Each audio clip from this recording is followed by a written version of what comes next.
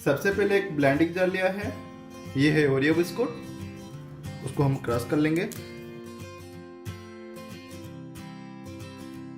ये है sugar, chocolate syrup, cocoa powder, cover करके उसको हम ब्लेंड कर लेंगे। ब्लेंड हो गया।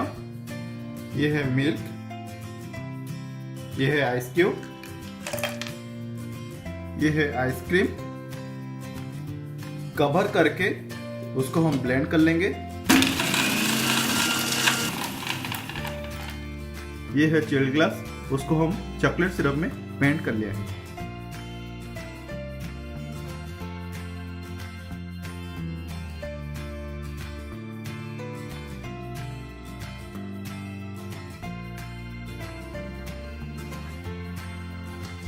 ये है मैंगो,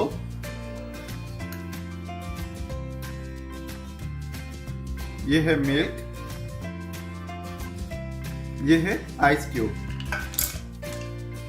ये है शुगर, कवर करके उसको हम ब्लेंड करेंगे। मैंगो मिल्कशेक हमारा रेडी हो गया, उसको हम सर्व करेंगे।